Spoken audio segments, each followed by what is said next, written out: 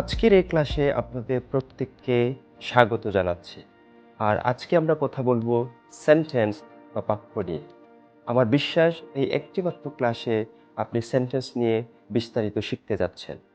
প্রথমে আমরা বুঝবো সেন্টেন্স কি। What is a sentence? A sentence is a combination of words that makes a complete sense. অর্থাৎ বাক্য হচ্ছে শব্দ সমষ্টি যা মনের ভাব প্রকাশ করে। Parts of a sentence. বাক্যের প্রধানত দুটি অংশ আছে, সাবজেক্ট ও প্রেডিকেট।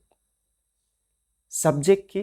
সাবজেক্ট হচ্ছে যার সম্পর্কে কিছু বলা হয় বা যে কাজ করে তাকে আমরা সাবজেক্ট বলি।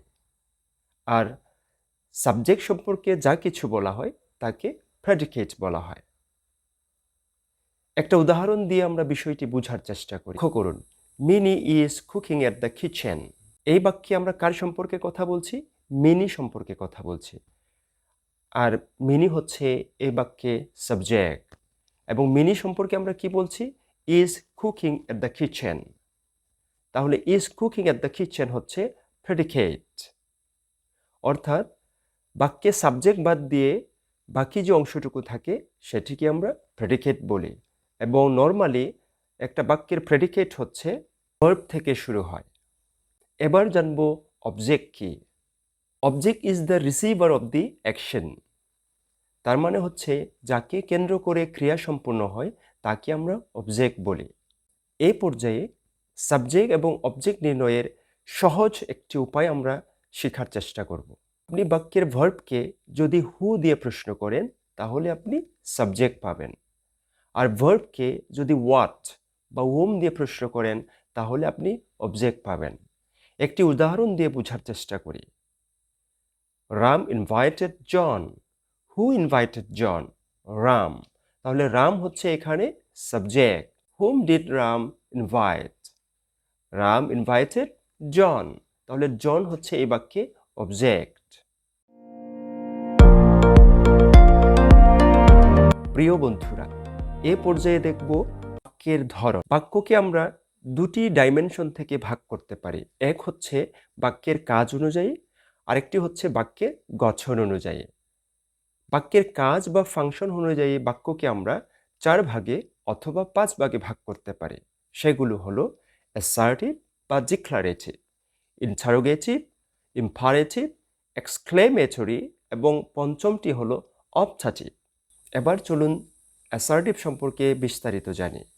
An assertive sentence makes a statement, অর্থাৎ যে বাক্য দ্বারা বিবৃতি বা বিবরণ প্রদান করা হয় তাকে আমরা অ্যাসার্টিভ সেন্টেন্স বলি। COVID-19 is a mysterious disease. এবার আসুন বুঝার চেষ্টা করি আমরা কোন কোন কাজে অ্যাসার্টিভ সেন্টেন্স ব্যবহার করি।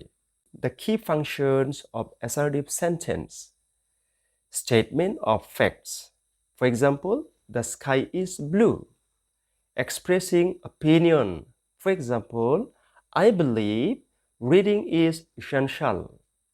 Providing description. For example, the cow is a big one. Establishing clarity. For example, the deadline is on Friday. এবার দেখব আরেকটি গুরুত্বপূর্ণ বাক্যের ধরন, সেটি হচ্ছে interrogative sentence. An interrogative sentence makes a question or ask something. অর্থাৎ interrogative sentence এর মধ্য দিয়ে আমরা প্রশ্ন করি বা জানার ইচ্ছা প্রকাশ করি। For example, when did you arrive here? Interrogative sentence তৈরি করতে গিয়ে আমরা অনেক সময় সমস্যার সম্মুখীন হই। এবার আমরা দেখব কিভাবে interrogative sentence তৈরি করা যায়। Using auxiliary, অর্থাৎ are you prepared for the exam? Are you happy? Could you help me? এগুলো হচ্ছে কিছু auxiliary verb দিয়ে তৈরি interrogative sentences. Do, did, does ব্যবহার করার মধ্য দিয়ে। Do you want to study in UK? Does he play in Barcelona? Did you pay visit to your ailing uncle? Have, has, had ব্যবহার করার মধ্য দিয়ে। Have you prepared your lesson? এছাড়াও আমরা WH words ব্যবহার করার মধ্য দিয়েও interrogative sentence তৈরি করতে পারি। For example, why are you crying? Who insulted you?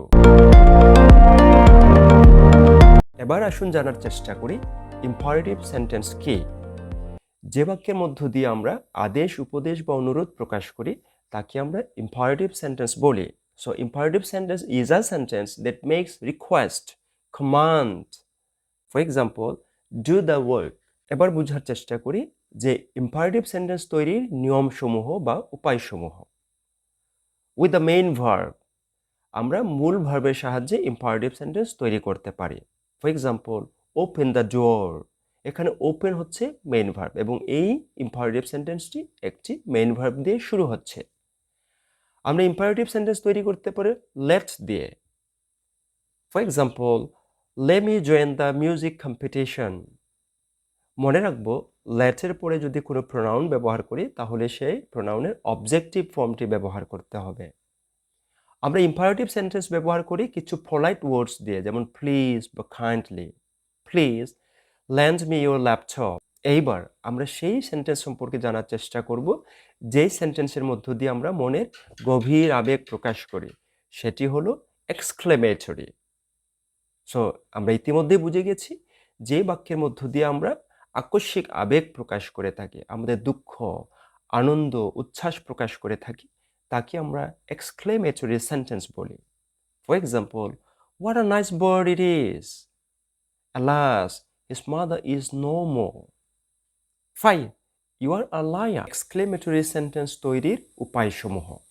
ইন্টারজেকশনের সাহায্যে আমরা এক্সক্লেমেটরি সেন্টেন্স তৈরি করতে পারি। নাও প্রশ্ন হতে পারে, ইন্টারজেকশন কি? ইন্টারজেকশন হচ্ছে সেই শব্দসমূহ যার মধ্য দিয়ে আমরা মনের গভীর আবেগ প্রকাশ করি। Hurray, we have won the match. এখানে হুরে হচ্ছে ইন্টারজেকশন এবং মনে রাখবো ইন্টারজেকশনের পরে আমরা সেই বিস্ময়সূচক চিহ্নটি ব্যবহার করি। হাউ বা হোয়াটস দিয়ে। For example, how melodious the song is, what a nice picture it is. আমরা যখন ওয়ার্ড দিয়ে এক্সক্লেমেটরি সেন্টেন্স শুরু করছি, ওয়ার্ডের পরে কোনো এ বা এন আর্টিকেল চলে আসে এবং মনে রাখবো এক্সক্লেমেটরি সেন্টেন্সের ক্ষেত্রে বাক্যটি শেষ হবে বিস্ময়সূচক চিহ্ন দিয়ে, আর সাবজেক্ট এবং ভার্ব সবার শেষে বসবে। ফর এক্সাম্পল, আমরা দেখতে পারি what a nice picture it is. It হচ্ছে এখানে সাবজেক্ট এবং ইজ হচ্ছে ভার্ব। সাবজেক্ট এবং ভার্ব সবার শেষে এসেছে। Now, the last one, optative. Sentence that expresses wish or prayer is called optative sentence. Optative, যে বাক্য দ্বারা প্রার্থনা বা আশীর্বাদ প্রকাশ করা হয় তাকে আমরা optative sentence বলি। For example, may you live long. আজকের ক্লাস এই পর্যন্ত। আমরা পরবর্তী ক্লাসে জানার চেষ্টা করব গঠন অনুযায়ী বাক্যের ধরনসমূহ। তবে তার আগে গঠন অনুযায়ী বাক্যের ধরনসমূহ বোঝার আগে আমাদের ক্লজ সম্পর্কে অবশ্যই ধারণা থাকতে হবে, বিশেষ করে মেইন ক্লজ এবং সাবঅর্ডিনেট ক্লজ সম্পর্কে। তো অবশ্যই আপনারা পরবর্তী ক্লাসটি দেখবেন। সবার সুস্বাস্থ্য কামনা করে আজকের ক্লাস শেষ করছি। সবাইকে ধন্যবাদ।